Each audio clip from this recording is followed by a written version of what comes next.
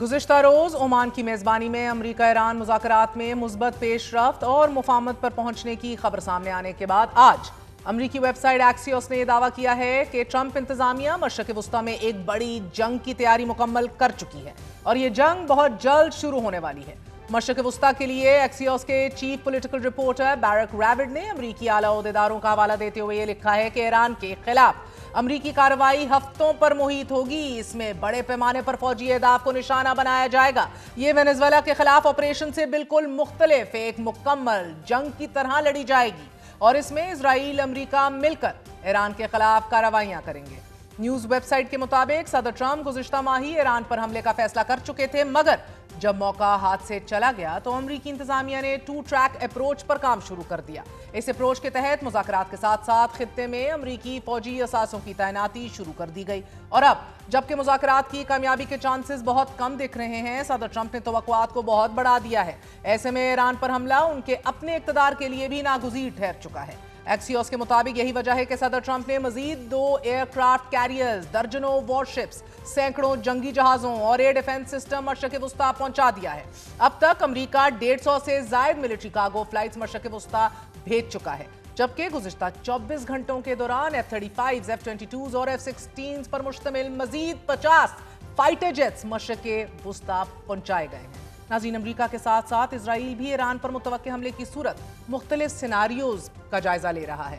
صدر ٹرمپ کے ایک مشیر نے ایکسیوس کو یہ بتایا ہے کہ باس یعنی کہ صدر ٹرمپ بیزار ہو چکے ہیں کیونکہ ان کے قریب کچھ لوگ ان پر حملے کے لیے زور ڈال رہے ہیں، مگر 90% چانسز یہی ہیں کہ صدر ٹرمپ ایران کے خلاف کینیٹک ایکشن کا حکم اگلے کچھ ہفتوں میں دے دیں گے۔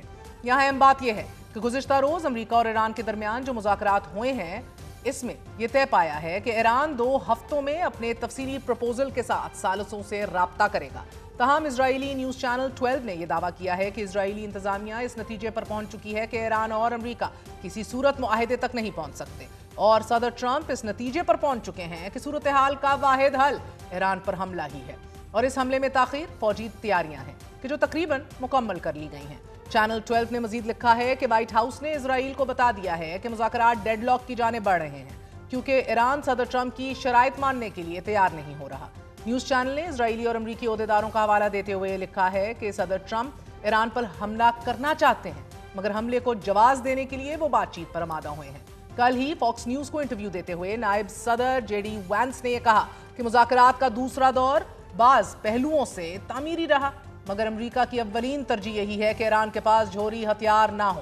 تاہم ایران ابھی تک صدر ٹرمپ کی مقرر کردہ بعض ریڈ لائنز پر بات کرنے کے لیے تیار نہیں ہے، جبکہ ایران کے وزیر خارجہ عباس اراغچی نے مذاکرات کے بعد یہ کہا ہے کہ معاہدے کی راہ شروع ہو چکی ہے اور دونوں ممالک کے درمیان سنجیدہ بات چیت جاری ہے۔ ان کے مطابق تہران اور واشنگٹن کے درمیان اہم نکات پر سمجھ بوجھ پیدا ہو گئی ہے لیکن کچھ اختلافی امور پر مزید بات چیت درکار ہے۔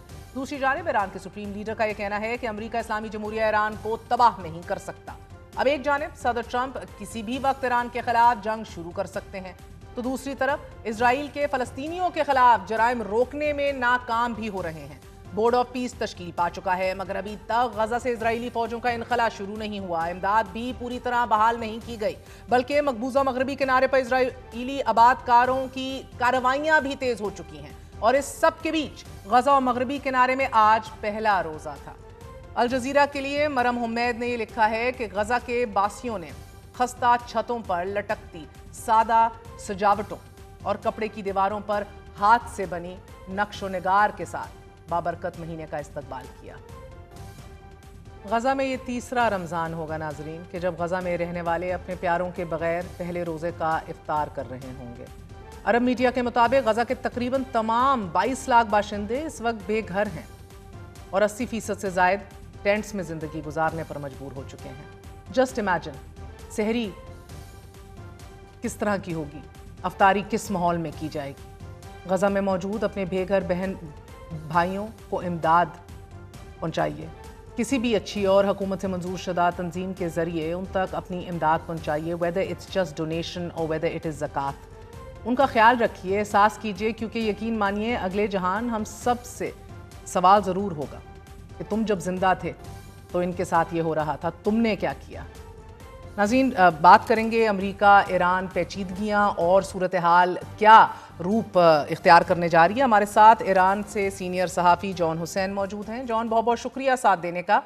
फरमाई दीजिएगा कि बड़ा एक इट्स वेरी इंटरेस्टिंग, वेस्ट से जो खबरें आ रही हैं वो ये हैं कि अब अटैक तो नागुज़ीर है, अमेरिका ने अटैक किया सो किया, हमला किया। दूसरी तरफ इरानियन जो आला ओहदेदार हैं इंक्लूडिंग अरगची, उन सब का ये कहना है कि बात निकल चुकी है, नेगोशिएशंस अंडर वे और सही सिमत में है, अच्छे डायरेक्शन में जा रहे हैं। What's going on? Mister Bukhari, thank you so much for having me. I think JD Vance का जो बयान आया है, उन्होंने भी प्रिंसिपल एग्रीमेंट शो किया कि टॉक्स जो है they are heading in the right way, but at the same time according to my information अभी कुछ चीजें, फॉर एग्जांपल आईएईए इंस्पेक्शन, तो this is a bit of a patch जहां पे ईरान को मिसट्रस्ट है कि अगर इंस्पेक्शन होती हैं आगे जाके कंटिन्यूएशन ऑफ द प्रोग्राम में, तो उसके ऊपर राफेल ग्रॉसी का जो ट्रस्ट है वो ईरान के ऊपर से, ईरान का ट्रस्ट उठ चुका है उनके ऊपर से, क्योंकि 12 डे वॉर के दौरान भी जो जंग शुरू हुई थी तो वो एक मिस कैलकुलेशन या मिस इन्फॉर्मेशन के थ्रू हुई थी।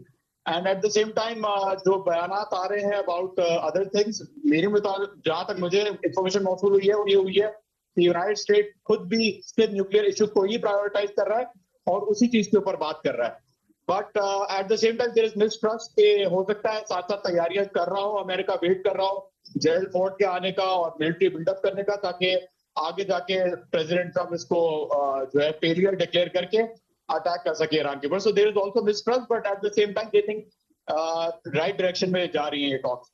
मगर जॉन, हम देख रहे हैं अमेरिका ने एसेंशली ईरान को इनसर्कल कर लिया है ना, इन गो के नेबरिंग कंट्रीज ये मुतनब्बे कर चुकी हैं कि ना कीजिएगा attack and you can not be using are soil और वोंट गेट आर हेल्प। मगर ईरान क्या भी सोच रहा है? I want to understand exactly, because I feel कि बड़ी डबल गेम खेली जा रही है अमेरिका की तरफ से। This might just be only एक सूरत ये है कि लेवरेज इस्तेमाल हासिल करने इख्तियार करने के लिए ये बिल्डअप हो रहा है मिलिट्री, दूसरी ये है कि भाई दिल है ही नहीं बात करने का, दे वांट के डायलॉग नाकाम हो तो अटैक करें। Miss Bukhari, absolutely correct. I think it's the carrot and stick approach, but यहाँ पे स्टिक काम नहीं कर रही। जो दबाव और प्रेशर डालने की कोशिश कर रहा है America, they see it themselves कि काम नहीं कर रहा, क्योंकि अब्राहम लिंकन उन्होंने भेज दिया और ईरानियंस ने अपना स्टांस मेंटेन रखा। They are not willing to compromise on any other issue but the nuclear programme, जिसपे वो शुरू से राजी हैं। एंड जहां तक अटैक की बात रही, वो तो ऑब्वियसली अमेरिका आल्सो नोज के अटैक करेगा तो उसके लिए भी एक लूज पोजीशन है, यहाँ पे जीत किसी की नहीं हो सकती। नहीं, मगर आई अंडरस्टैंड दैट इंशाल्लाह ताला ऐसा ही होगा। मगर आप देख रहे हैं ना कि वो ये कह रहे हैं कि हम एक लॉन्ग फाइट के लिए ट्रंप इंतजामिया ने तैयारी कर ली है, नथिंग शॉर्ट, एक लंबी जंग की तैयारी कर चुके हैं सदर ट्रंप और उनकी इंतजामिया।